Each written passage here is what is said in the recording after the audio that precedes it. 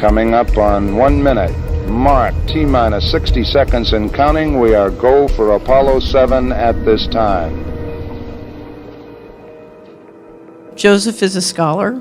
He needs no introduction, I know, with this audience, but his work has had a profound impact on me and many of the people who'll be speaking this weekend.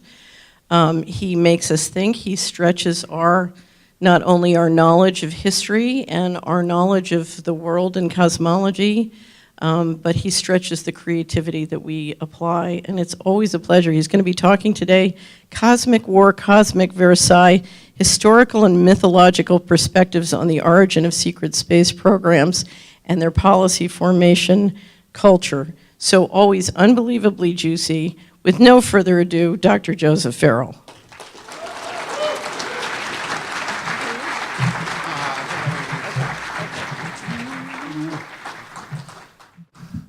All right, can everybody hear me? Good, bad? All right, good. Let's get started. There we are. All right. I'm going to get the commercial out of the way. Yaron asked me to speak about my Cosmic War Versailles template thesis. So if you've been reading the books, you've been familiar with some of it. These are all the books I'm going to be drawing some of my comments today from. And my thesis is that we're all creatures of our history. And this applies especially to the national security establishment in the United States of America after World War II, and especially with regard to the UFO problem. And as we're going to see in this talk, many of the men in the national security establishment after World War II had much of their worldview formed not so much just in World War II or by the Cold War, but actually by World War I. And last year I suggested at the Secret Space Program conference that, in fact, if you look at what's going on after World War II and with the establishment of what we are essentially calling a secret space program, a breakaway civilization, that these men would have formulated their policies on the basis of their experience to avoid a Tower of Babel moment of history and a repetition of things that may have happened in the distant past. And in that respect, I also suggested that they would go back and look at ancient texts to see if there was any guidance, if there was something in those texts that might be possible to formulate their policies from. And in this respect, the parallels between World War I and what I'm calling the Cosmic Versailles are truly astonishing. So my thesis is that the post-cosmic war period, I believe that there was an ancient cosmic war fought right here in our solar system, and that this may have created a Versailles Treaty situation, and that's what we're going to be examining today. So we've already looked back at San Mateo. This is what we're going to be talking about today. This is a two-part presentation. We're going to talk about the historical context, and we're going to talk about lots of artillery, since we're talking about World War I. We're going to talk about the mythological context, where we're going to be talking about lots of psychopathy. And then finally, we're going to be talking about the implications for the national security breakaway civilization complex, where we're going to talk about lots of paranoia. So now this is crucial. This is absolutely crucial because, again, as we're going to see at the very end of this talk, all of these things are in play with some of the biggest names that you're probably already familiar with in the national security establishment.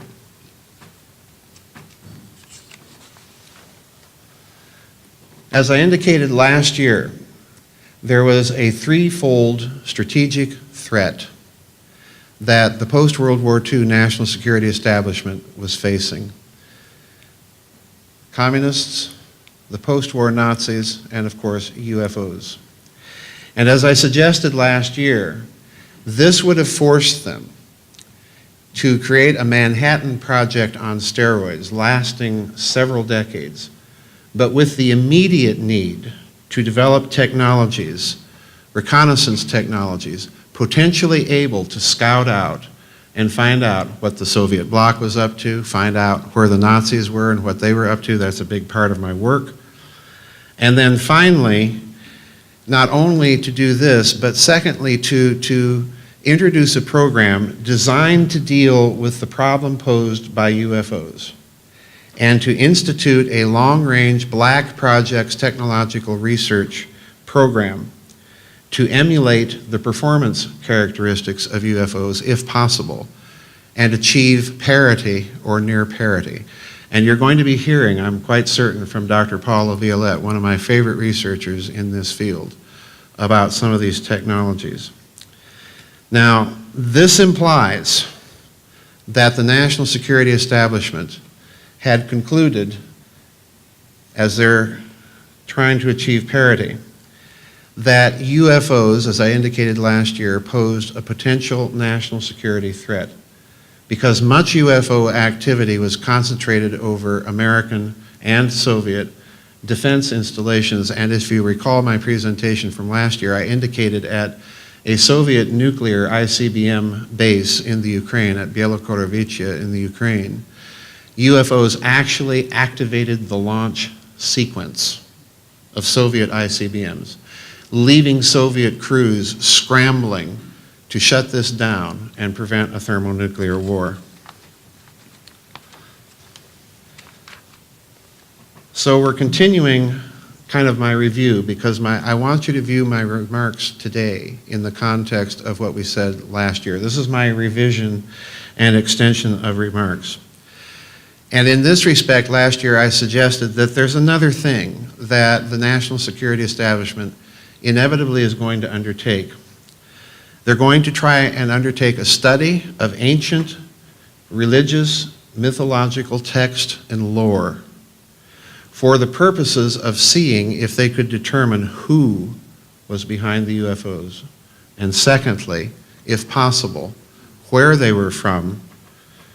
Thirdly, what they wanted. And fourthly, what their motivations were. Were they hostile? Well, certainly with all the activity over American defense installations, Soviet defense installations, interfering with both American and Soviet and presumably French and British nuclear weapons systems, that this was at least a provocative act, and hence they had the need to develop these black projects to achieve some sort of technological parity or near parity with the performance characteristics of UFOs. And if that's the case, then they also had the need to determine if psychological warfare operations could be mounted against them, what policies might be indicated by these ancient texts and their contexts. Now, it's that last question that, in my opinion, brings us to the idea that we might be dealing with a cosmic Versailles if, in fact, a cosmic war had been fought in the distant past of high antiquity right here in our solar system. And consider the importance of this. Because if there's a cosmic Versailles, if there's some treaty that you might be able to find traces of in ancient texts, in ancient lore, then they need to know the terms of that treaty. Is it still in effect? What happens if it's violated? And I think once you get into seeing what I'm about to present in this talk, you're going to see that this was very much possibly a part of their thinking. So their goal is to prevent a second interference, a second Tower of Babel moment of human history. Now, one last comment about my presentations last year. I argued that the appearance of UFOs in great numbers at the beginning of the human nuclear and thermonuclear era was possibly because the nuclear bomb, per the observations of the Nazi scientist working for Juan Perón in Argentina, Dr. Ronald Richter. You recall that I mentioned that Dr. Ronald Richter said that plasmas under electromagnetic stress, and what's a nuclear bomb? Well, it's a nuclear plasma. Under electromagnetic stress might possibly be gating energy in from the configuration of local space-time. That is to say, from the positions of the planets and so on, and when and where on the surface of the Earth the bomb is set off. So in other words, for a brief moment, it functions as a gateway, as a transducer of the zero-point energy as it's configured in local space. Therefore, summing all this together, if you're that national security establishment, and if your political, geopolitical, strategic, cultural views have been formed not only in the emerging crucible of the Cold War, but much more importantly, as we're going to see with some very famous examples, in the crucible of World War I, which, stop and think about it, folks, right now, at this very moment, 100 years ago, we were in the middle of World War I. And many of the men that formulated these policies went through that and were part of the policy formation culture of the then existing national security establishment in the United States and the other Western allies. So, this brings me to the thesis. I've suggested in many interviews that there's a direct analogy between the post-World War I settlement, between the Allied and associated powers on the one hand, and the Central Powers on the other, and that ancient cosmic war that I believe to have been fought by the gods within our own solar system. But I've left my detailed reasons for thinking this largely unstated, so you're going to hear them here for the first time. So let me state them clearly and unequivocally by way of a history lesson and lots of artillery. About 100 years and a few months ago, this rather dour-looking man, Field Marshal August von Mackensen was his name, in the month of April of 1915, launched what was supposed to have been a limited offensive in Tarnów-Gorlice in Galicia to help relieve the Russian pressure on Germany's Austro-Hungarian allies. But what happened was that his offensive was so successful and so brutal that the Russian lines began to collapse, to the point that Germany decided to go on a front-wide offensive in 1915. It nearly led, in 1915, to the complete collapse and exit of Russia from the war. That's how close this came. So if you can imagine that 4-year-long slaughter that was World War I, shortened to 2 years, Russia taken out of the war, all of that massive military machine that Austria and Germany fielded, then sent westward to deal with the Western allies.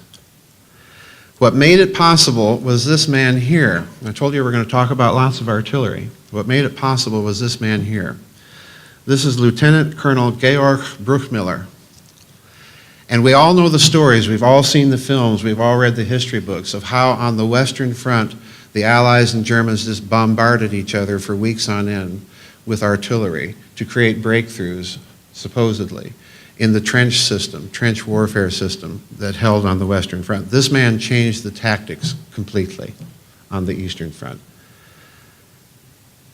He believed in sudden, massive, coordinated artillery, infantry, cavalry movements with timetables. I won't go into the details, but by 1918, these tactics were then applied on the final German offensives in March of 19, beginning with the so-called Kaiserschlacht, the first offensive, German offensive in March of 1918 after the Russians surrendered to the Central Powers. On such a narrow front, this man concentrated over 6,000 tubes, 6,000 artillery tubes on a front of about 25 miles against the British lines. And in a 5-hour bombardment, hurled more ordnance on British lines than we dropped on Nazi Germany in all of World War II, in 5 hours. And of course, the British were sent reeling, okay? The roar was so bad from that intense 5-hour bombardment, it could be heard 60 miles away in Paris. It could be heard, if you listened carefully, even in London. That's how bad it was. Now, why am I emphasizing all of this military pornography? It's because when we get to Versailles, something happens. And it's precisely these 6 points that indicate to me that there may have been a cosmic Versailles in place at the end of that cosmic war in distant mists of high antiquity. The 6 crucial points are these. Number 1, the family feud that was World War I was over. For consider, Kaiser Wilhelm II was the cousin of King George of the United Kingdom. He was the cousin via family relationships and marriage to Tsar Nicholas II. The second point is, watch this one. The second point is, Versailles, of course, you'll recall, stipulated massive war reparations. Germany had to pay massive war reparations to the Allies. And I want you to think of this in terms, borrowing the insights of Secretary Fitz, I want you to think of this in terms of a tithe or of the ancient practice of tribute to a conquering king.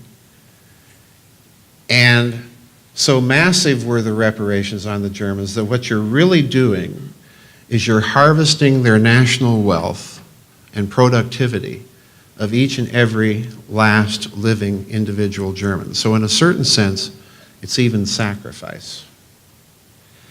The third thing I want you to pay attention to is, what did the Allied and associated powers do?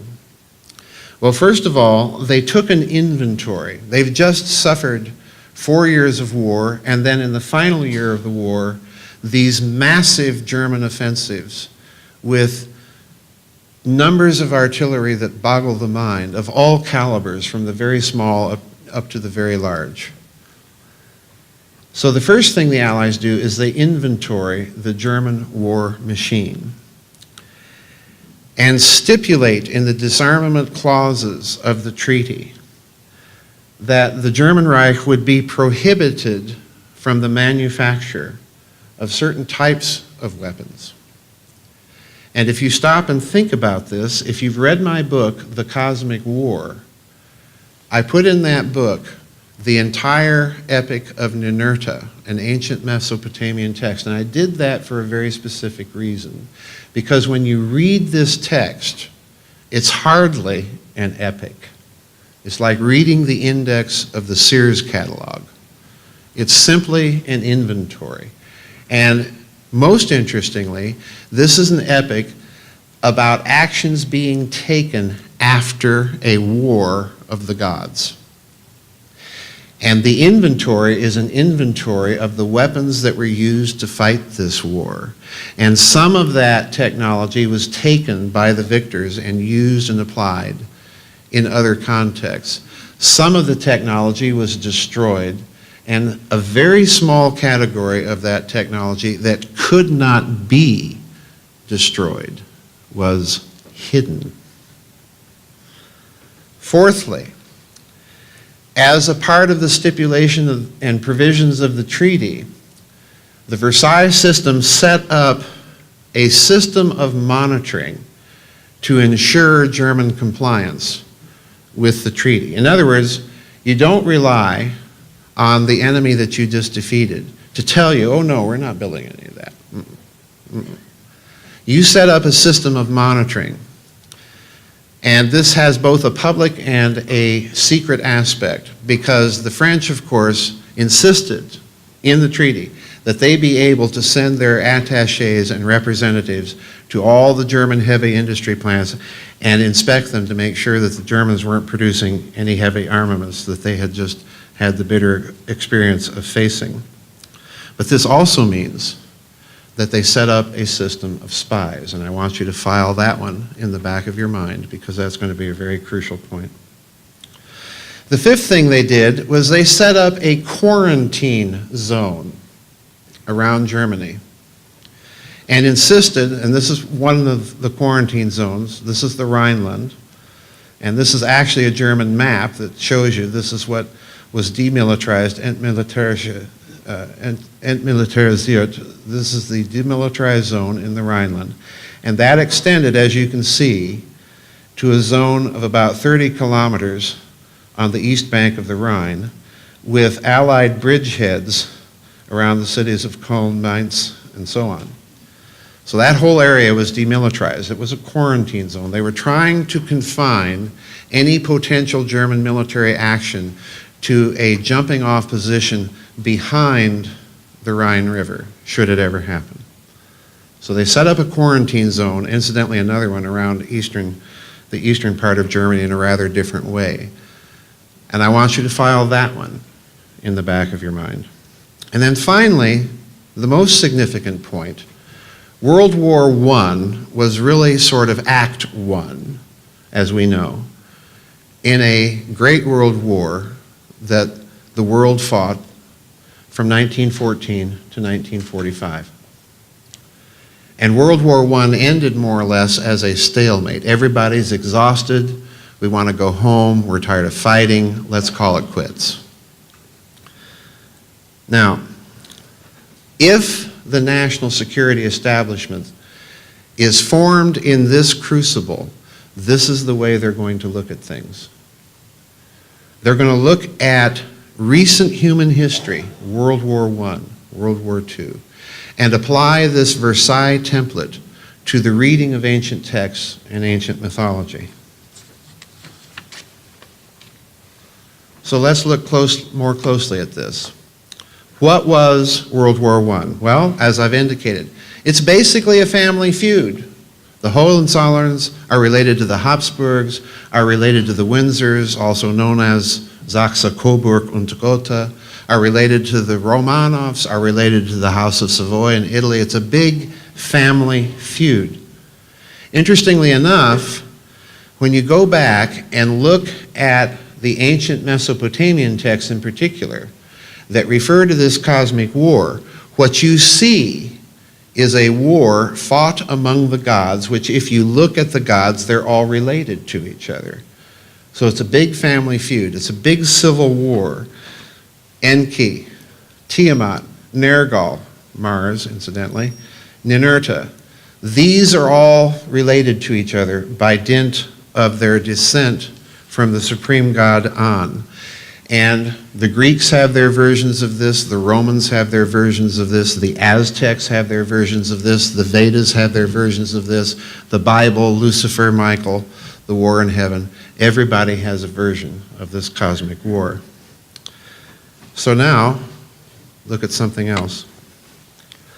In the Versailles matrix, you have pay reparations. You pay us X amount of billions of dollars of Reichsmarks per year, or be subject to invasion, military occupation of your industrial zone, and compulsory payment taken out in the form of actual barter, actual dismantling of industrial plants and shipment back to France. And this, in fact, did happen in 1923 with the French occupation of the Ruhr Valley. They actually physically went in with military force, occupied the industrial heart of Germany, and compelled the Germans to make payment. Now, if you look at the ancient practice, what's sacrifice? Pay the tribute, pay the sacrifice, or be subject to military occupation, deportation oftentimes, look at the ancient Assyrians, or make your sacrifice, make your animal sacrifice, your human sacrifice, and if you don't, you'll have bad crops if you don't make your sacrifice to the gods. Now, I want to stress something here that's very important. If you look at most of these ancient texts and traditions, sacrifice begins to rise, begins to become an acceptable practice after some sort of war. Okay? So with that in mind, let's look at something else. This little quotation is from the History and Mythology of the Aztecs, the Codex Chimalpopoca, and is translated, as you can see, from the Nahuatl by John Bierhorst, and I've cited this in my book, Grid of the Gods, on page 208. Listen carefully. The Toltecs were engaged in battle at a place called Netlalpan, and when they had taken captives, human sacrifice also got started. Indeed, every kind of human sacrifice got started then. It was the devil's enemy who started them. Huemek sacrificed a human streamer, now listen carefully, thus making payment, a reparation. So look what we have. In just the Aztec tradition alone, just as we have, incidentally, in the Western Christian tradition, the idea of a primordial war followed by the institution of a bloody sacrifice to maintain the broken order and stave off economic collapse or payment by payment of a debt. It's a tithe. It's a tribute. It's a way of symbolizing that you own the wealth and labor of an entire civilization because they are defeated in war. Now let's go one step further into the distant past and this idea of a cosmic war. Sacrifice is also viewed as an analog to dismemberment that you see in some cosmological and metaphysical processes of the differentiation that leads to creation. In the Vedic text, this whole process of differentiation that creates all the fullness of diversity that you and I know and experience in everyday life, this is described in the Vedic texts as dismemberment. And so in some cultures, this idea of sacrifice expresses itself how? Linda Howe has done yeoman's work studying the phenomenon of cattle mutilations. And even in some cases, if I recall, Linda, you were talking on radio about human mutilation. And what is this for? Well, as I've suggested, and as Linda has suggested, this might be a component of the institution of some sort of reparations clause in some far distant cosmic treaty of Versailles. Okay? Oops. Now let's look at something else Versailles did in more detail and compare it to the ancient text. Let's look at the inventorying and destruction process. The Treaty of Versailles, for example, demanded that Germany turn over copies of its big road-mobile basically 17-inch siege guns, the so-called Big Berthas that they used in World War I, firing a shell that weighed a ton. And that Germany also turn over, especially to the French, a copy of the Paris gun. If you don't know what the Paris gun was, the Paris gun was a gigantic cannon that the Germans used to shell Paris from over 70 miles away. And that may seem unrelated to the phenomenon of space, but we're going to talk a little bit more about it in a moment. The Germans refused to turn over a copy of the Paris gun to the Allies. In fact, they claimed that they had destroyed it completely and destroyed the plans. And in fact, they went further. They passed a law after World War I forbidding any German who knew anything about the gun or had worked on it or maybe been part of its crew from talking about it to anyone. That was classified a top secret state secret. The Allies, for their part, carted off what weapons they could, studied them, number two, and made use of that technology from their former enemy in both military and other applications. This is sounding a bit like the Epic of Ninurta. And number 3, they destroyed, or insisted that the Germans destroy, as much of the really nasty stuff that they could, and ordered the Germans not to build any more of it. And as I said, don't think you're going to get away with it, because we're going to keep an eye on you. So in other words, don't build any more of these, and don't build any more of these. This, incidentally, is the Paris gun. This is the 17-inch Big Bertha. You can kind of see the scale of the thing. But look down here at the little man standing next to the Paris gun with the barrel so long that it had to be wired so the barrel wouldn't droop when the thing fired. Now, why did I put that in there? Because the projectiles from that weapon were the first man-made objects in lower outer space. It shot up into the stratosphere, and that's how it was able to achieve the long range. So the German space program really begins in World War I, and as Walter Bosley is going to talk to you after my presentation, there are indicators even earlier than that there's something going on in the world of black projects concerning space technology. But, oh, looky, looky. In World War II, gee, all of a sudden, the Germans are trotting out this thing, which had an incredible range of 100 miles. And, oh, looky, looky, gee, we may have found some of those old plans after all, and maybe kind of updated them a bit. So, now, let's leave the Germans and go back to Mesopotamia and look closer at the Epic of Ninurta. Because this indicates that a similar, if not identical, pattern of the inventorying, the destruction, and then the secreting of technology is at work once again. Because in the Cosmic War, as I've indicated, I cite this at length. It's pages 222 to 227. The whole text is there. You can read it in all of its boring, detailed, blow-by-blow Sears catalog index glory. It's an inventory. It's a catalog. That's all it is. It's about that exciting to read. And there's 3 classes of technology. Well, there's the stones from the tablets of destiny. That's what the Epic of Ninurta is talking about. The war, the Cosmic War, was fought for and over the possession of technology of mass destruction.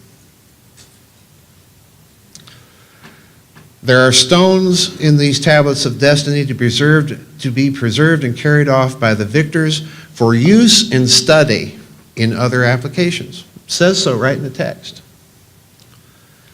There are stones that are ordered to be smashed and pulverized. Don't build any more big cannon, okay? And then finally, most importantly, there are stones that cannot be destroyed. There's some component of this ancient technology of mass destruction, whatever it was, that could not be destroyed. And so it had to be hidden. And listen carefully to how this is described. It's right up here on the slide. Ellel is the name of this stone. And in the text, the stones are addressed directly, like you're talking to them. Ellel, intelligently, you caused terror of me to descend on the mountains. And let me stop there. Because the word Akur in Akkadian, guess what? It can mean a mountain. And a mountain in these texts can symbolize a planet. And it's the same word that's their word for a pyramid. Okay? You caused the terror of me to descend on the mountains where discord had broken out. In the rebel lands you proclaimed my name among my people who had banded together. Nothing of your wholeness shall be diminished. It shall be difficult to reduce your mass to small pieces. You shall be greatly suited to the clash of weapons.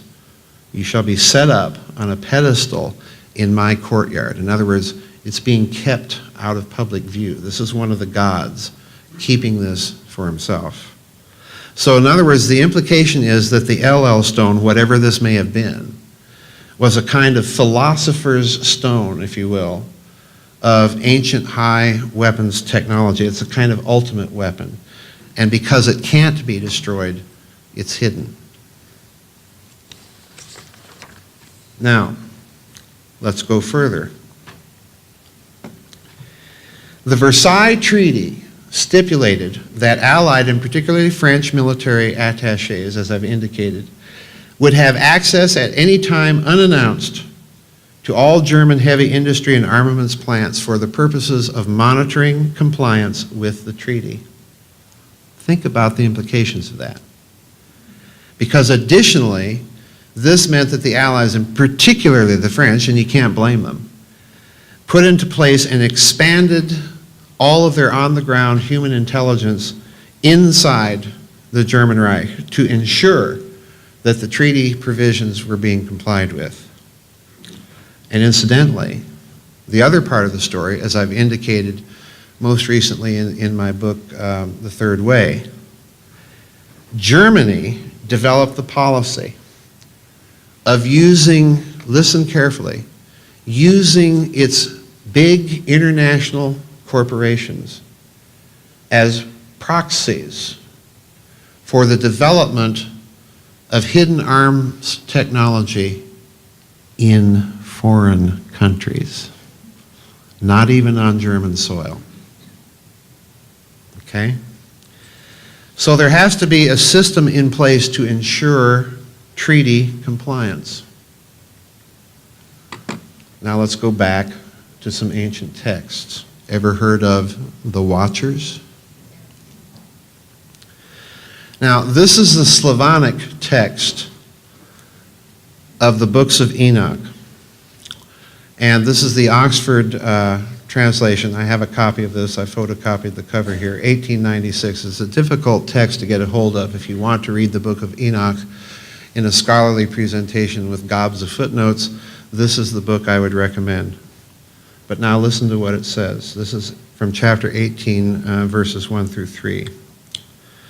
The men took and brought me up into the fifth heaven.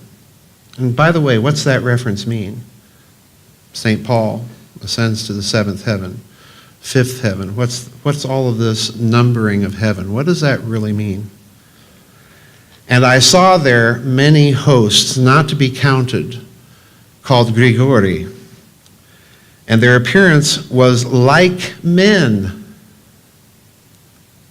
And their size was greater than that of the giants. In other words, to put it bluntly, they're talking about our genetic cousins.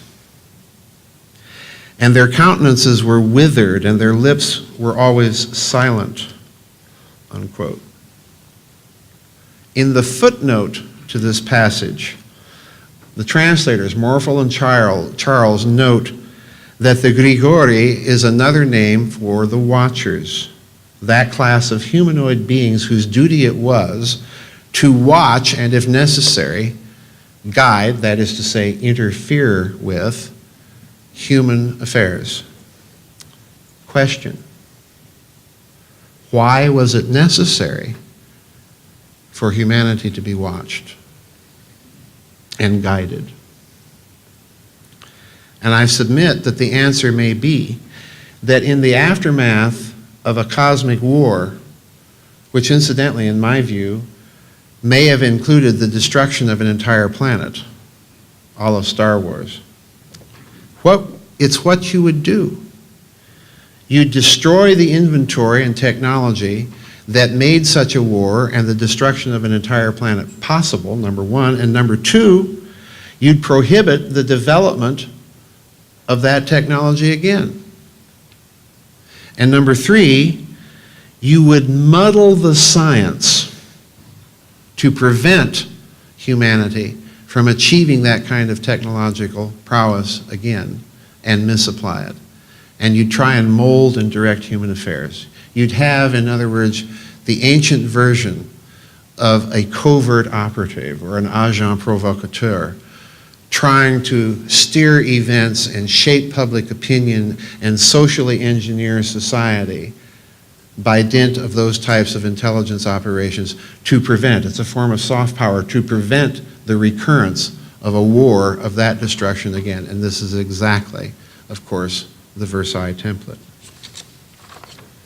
But then, the translators go on to state something else in their footnote.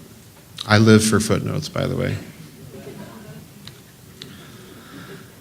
They state that, quote, the text cannot mean that all the watchers rebelled. In other words, whatever this war of the gods was, whatever this civil war in the ancient pantheon, like the Habsburgs and the Hohenzollerns and the Windsors and the Romanovs and the Savoys fighting each other, whatever this ancient war was, not all of the people in that category of ancient watchers or Grigori rebelled.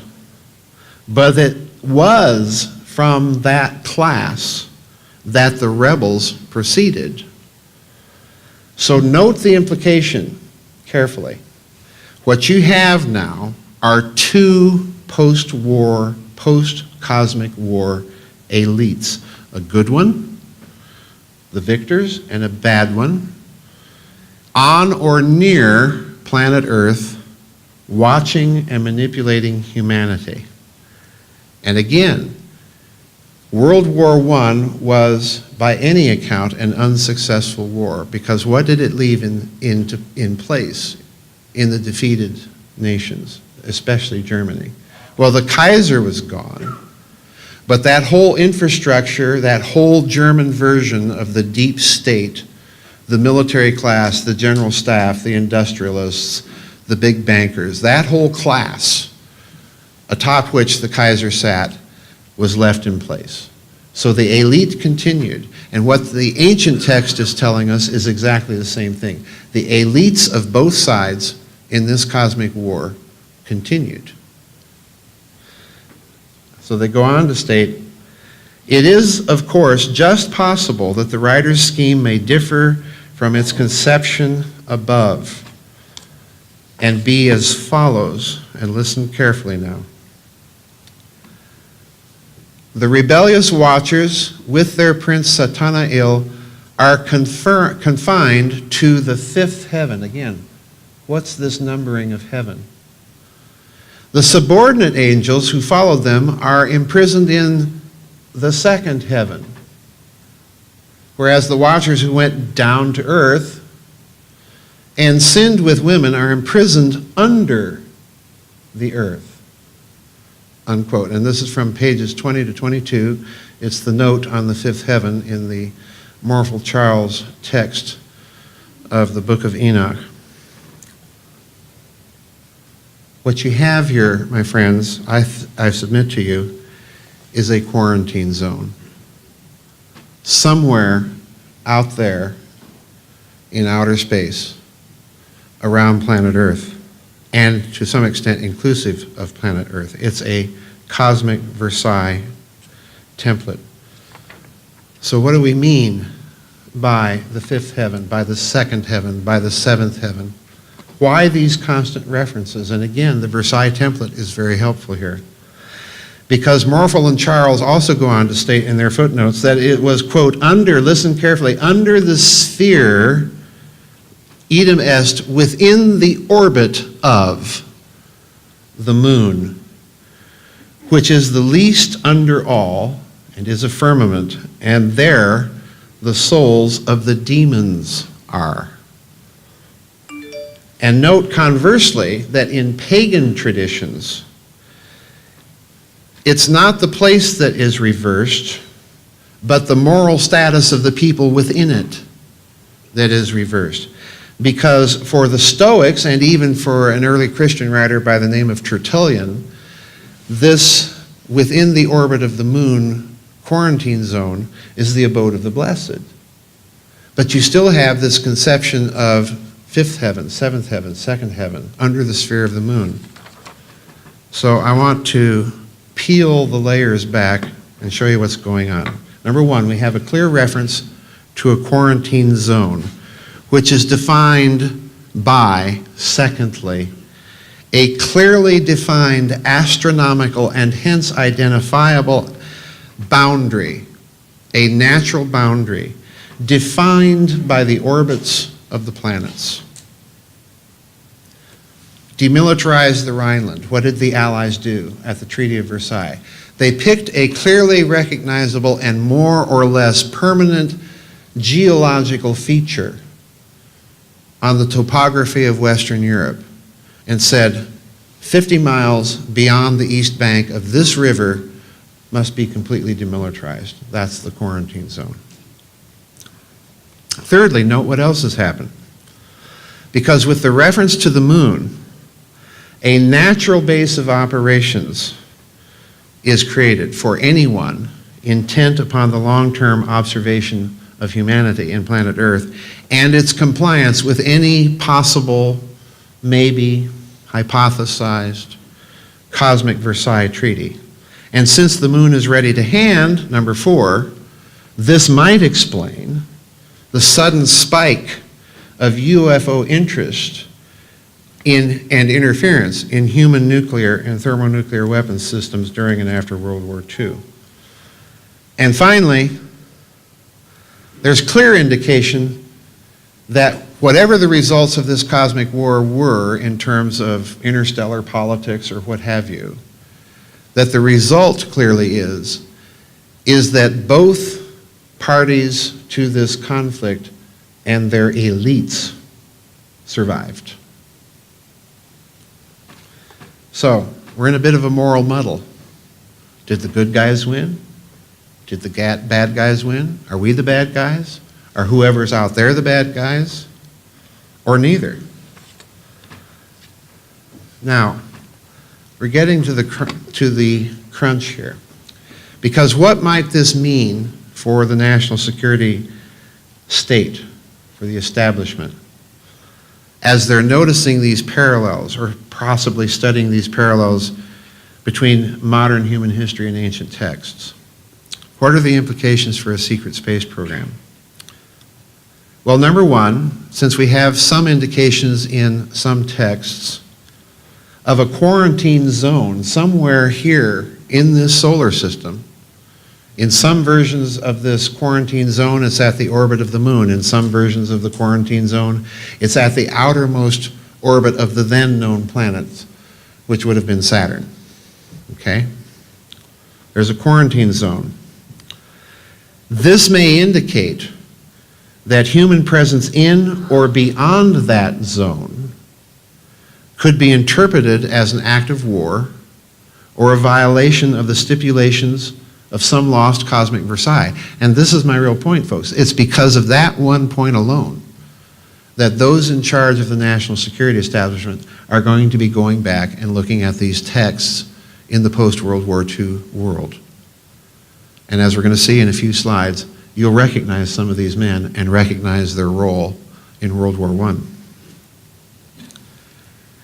And now, this brings us to the other idea. Fragments of that treaty and its provisions seem to be appearing in ancient texts.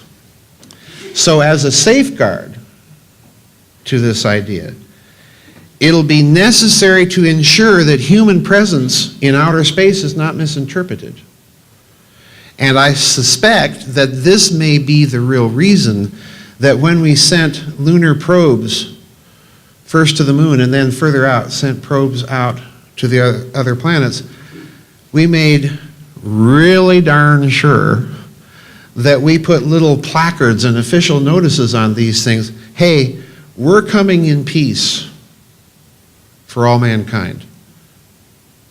Who's the message addressed to? Why would they have suspected or insisted upon putting a message like that? Was it just to have a monument up there on the moon? Or was there another reason operative in placing these little notices on those early space probes? And what I'm suggesting is, of course, there was another reason for it. Then secondly, Adolf Hitler, of course, in 1936 remilitarized the Rhineland. He said enough. In other words, what he did when he marched those German troops across the bridges there at Cologne, Germany, was he served notice then and there that Germany was unilaterally withdrawing from the provisions of the treaty. So now let's look at the implications of what a cosmic Versailles might be, because as human international commerce becomes increasingly reliant upon space-based assets for financial clearing, stop and think of where we would be right now if we didn't have assets in outer space to conduct our transactions, or for that matter, our global positioning, our Google Maps, and so on and so forth. We're talking right now about increased space mining, mining of asteroids, mining the moon, mining Mars. This means, like it or not, folks, like it or not, that you have to have protection of those assets in order to conduct stable commerce. This means, like it or not, the militarization of space is coming. The real problem is that quarantine zone. Are we in a cosmic Versailles? This means that we will have to demonstrate, as I indicated last year, by some means, I call it kind of a space gunboat diplomacy, by humanity, to whomever, that humanity has acquired a rudimentary capability of engineering systems on a planetary and stellar scale, and that we might have the potential to weaponize systems on those scales, because you can't take anything for granted. If you fought a cosmic war in the midst of prehistory right here in the solar system, and if they're still out there, and if they're still watching, you know, lots of ifs, but this is a game that you cannot get wrong. You must assume the worst case scenario. You must.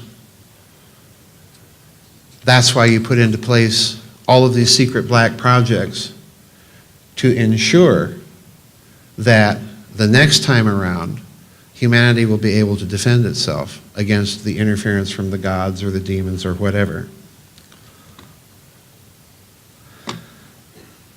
Those types of demonstrations, that type of space gunboat diplomacy, that type of, if you will, interstellar psychological operations, might be, therefore, intended to force a renegotiation of the tribute and sacrifice component of any cosmic Versailles that might have been put into place long ago, particularly since it will not be lost upon the technocrats and oligarchs of any such breakaway civilization or secret space program that with the advent of Christianity and its influence over a significant part of the world, that the payments of sacrifice ceased completely. Why? Well, in Western Christian thinking, because Christ makes what? The perfect and infinite sacrifice. So that whole system goes. But that might have been a treaty violation, you see. So that renegotiation, let's think in more modern terms. That renegotiation might have taken the form of commodities payments or of slaves. And by the same token, if that ancient treaty stipulated, well, we need so much sacrifice from you, symbolize it, by offering your firstborn or whatever, it might mean that that whole sacrifice culture simply went underground. And I think if you stop and think of certain things in the news over the past few years, there's some suggestive evidence out there that that might indeed be the case.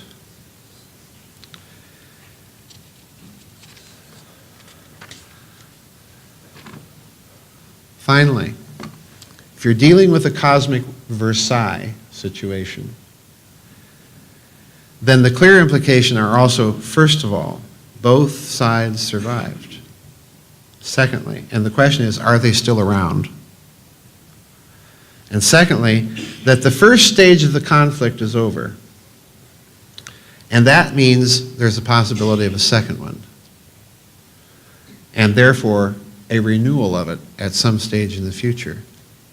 Could this be the reason that we've been reluctant to pursue the manned space program beyond the moon landings in the 1960s, to extend that manned program into outer space, further away from Earth?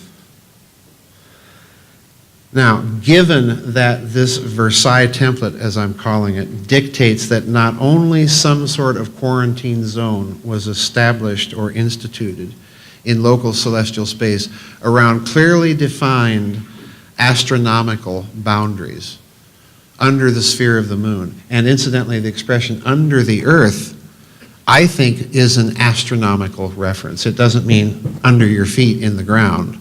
I think it means under the plane of the ecliptic. Okay? It's another one of those astronomical boundaries. This implies that there was some sort of monitoring or espionage project put into place to monitor humanity, to ensure compliance with those treaty provisions, especially in the manner of tribute, sacrifice, and making darn sure that humanity is not going to develop these technologies. So in other words, there's yet another reason perhaps for the secrecy of these black research projects. They're not trying to keep it secret from us, but perhaps from someone else. Okay, and you know, we're all poker players here. Do you ever really show your whole card early on in the game? Of course not. So this means something else. Any program of the technological emulation of UFOs must be accompanied by a counter-espionage program to identify and mislead any watchers. Such a program would depend on a massive surveillance program. What do we got? And B, on the acquisition, listen, of a massive genome DNA database. Because remember what the text said? They look like us. They're just a lot bigger. A massive genome DNA database to identify those with non-human but humanoid genetic signatures, our genetic cousins. Think Ancestry.com. And now one final curveball.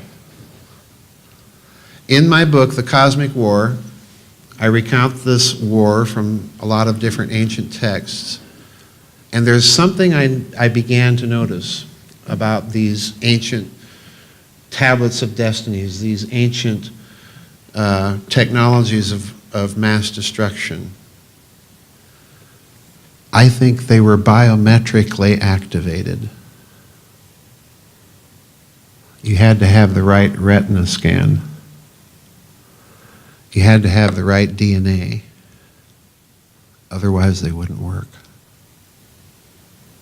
That's why only the gods could possess them. And if you suspect all that, and if you're invading a bunch of Middle Eastern countries to collect artifacts, and not just oil, you're going to start looking for it. And the only way to do that is through a massive surveillance program coupled with biometric databases. Guess what the FBI wants to do right now? Huh?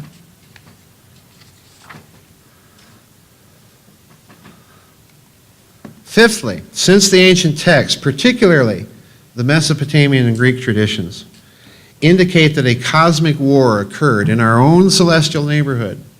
What's Kronos in the Saturn? So in other words, the whole Greek mythology of the Gigantomachy, the war with the Titans, this is all interplanetary right here in local celestial space. if you interpret the text in that fashion. And you have a bunch of other characters, one of the most famous being, and you're probably going to hear about this character from Dr. Brandenburg, Nergal, otherwise known as, that's his Mesopotamian name. Akkadian name is Heracles, Hercules, Ares, Mars. Okay? This means that there might be remnants of the technology used to fight that previous war on those planets. So what's humanity going to do? Leave it there? Set up an international planetary, historical site marker? Or go looking for it? So, while the public message placards on human space probes might indicate we come in peace for all mankind, the possibility exists that a covert purpose exists for the exploration of these bodies and for the recovery and analysis of some of these ancient technologies in our cosmic Versailles template. So, final slide. If you've been counting the slides, this is the 33rd slide.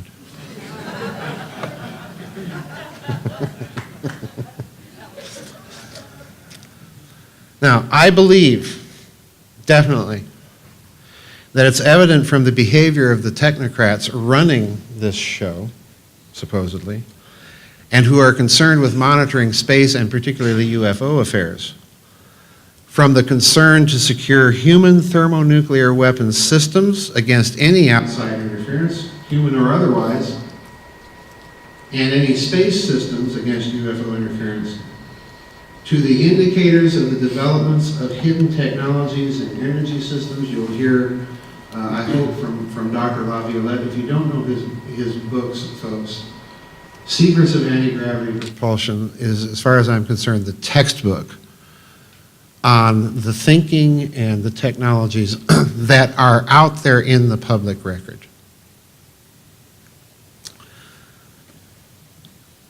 To the development of a massive surveillance state.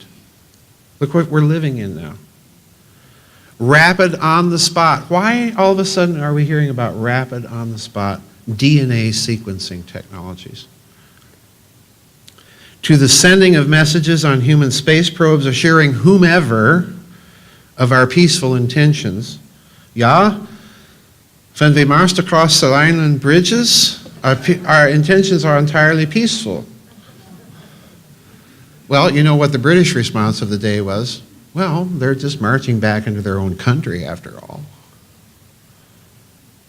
It becomes clear, in my opinion, that these patterns and these policies corroborate the possible existence of this Versailles model as a template for policymakers of the breakaway civilization and the national security group. And this template has indeed informed the behavior and influenced the policy-making culture of that group, especially as regards to the existence of a covert space exploration and rearmament program. After all, what did Germany do between the wars long before Hitler ever took power? German rearmament, my friends, was underway as early as 1923. Why? Simple. Germany is one of the great powers of Europe, in the center of Europe. To demand and insist that it completely be defenseless against any potential enemy simply wasn't going to fly. The Germans had to. So they had to make peace with the other pariah nation of the era, the Soviet Union. So who did they build the industrial plants for? Joseph Stalin. Where did their military officers train with the weapons that they were prohibited under the Treaty of Versailles? In Russia, with Russians that they would fight in World War II. I've always thought it very ironic. Marshal Tukhachevsky, famous Soviet marshal liquidated by Stalin, was a personal friend of the German Colonel General Heinz Guderian. And these were the officers that squared off in 1941. So in other words, the infrastructure of rearmament was carried out by proxy nations, out of German soil completely. And I think that's what these men that put into place this system did. And that's why it's being kept so secret. And indeed, it may not even be produced here on Earth. It may be being produced right under our feet. So that's it. Thank you.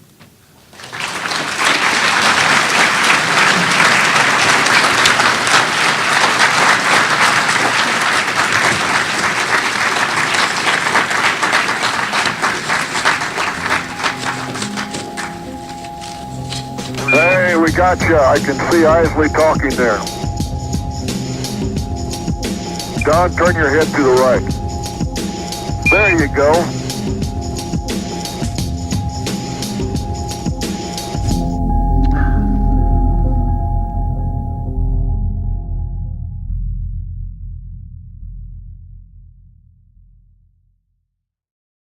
In the Ukraine, at Bielogorovichia in the Ukraine, UFOs actually activated the launch sequence of Soviet ICBMs, leaving Soviet crews scrambling to shut this down and prevent a thermonuclear war.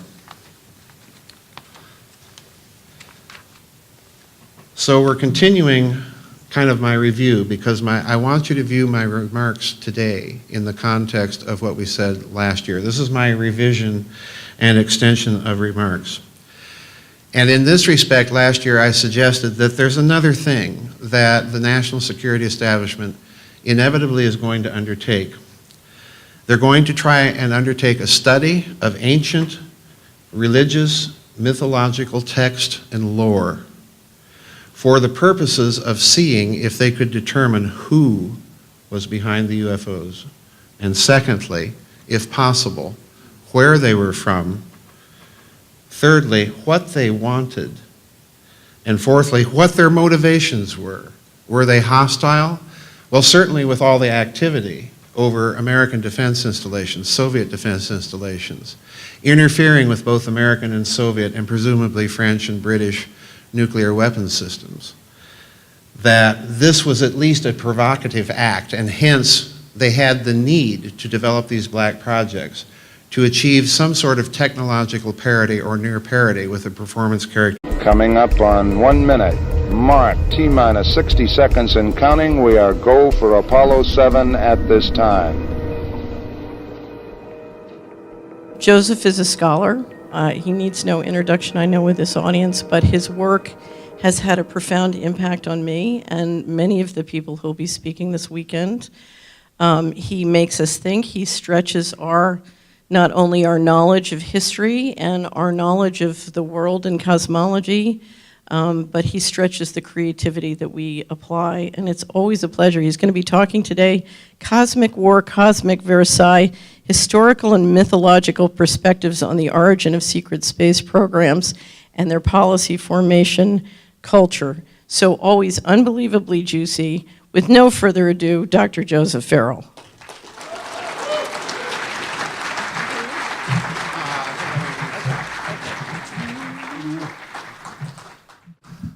All right, can everybody hear me?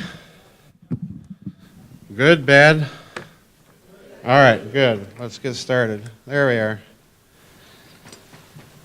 All right. I'm going to get the commercial out of the way.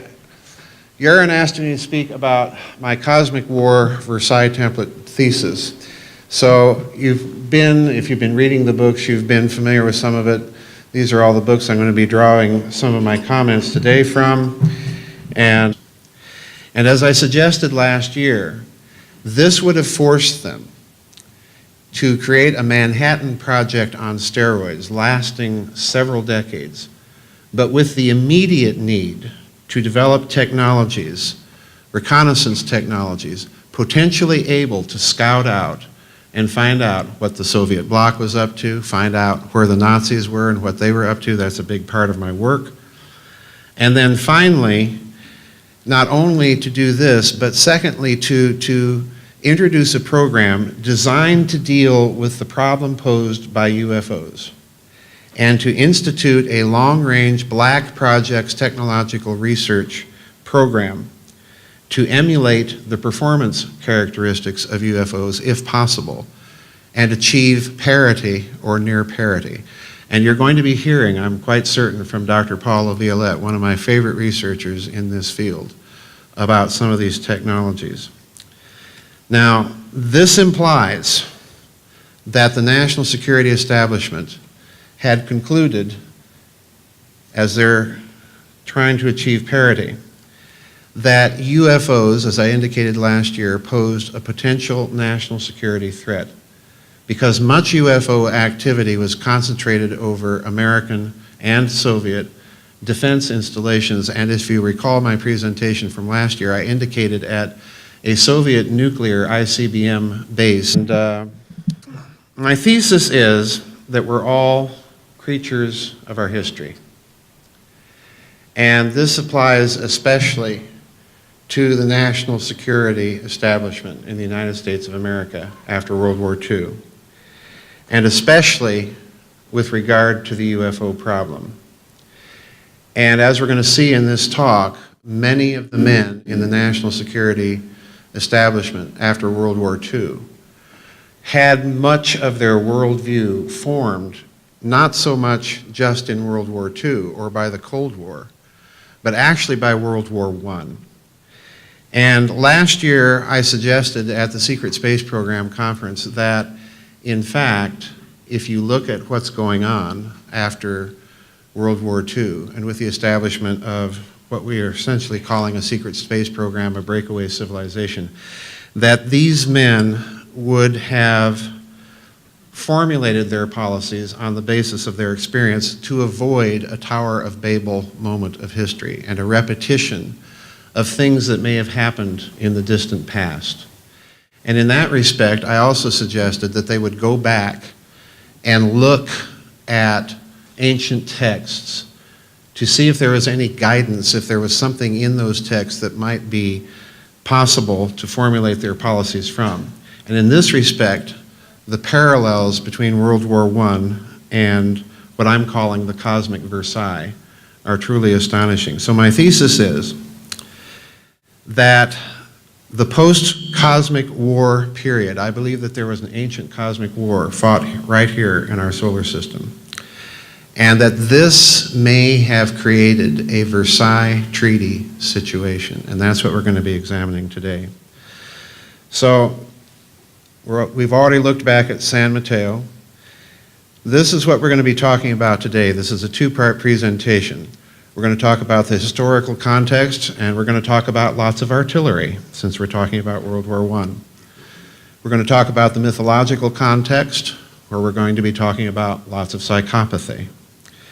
And then finally, we're going to be talking about the implications for the national security breakaway civilization complex, where we're going to talk about lots of paranoia. So now this is crucial. This is absolutely crucial because, again, as we're going to see at the very end of this talk, all of these things are in play with some of the biggest names that you're probably already familiar with in the national security establishment.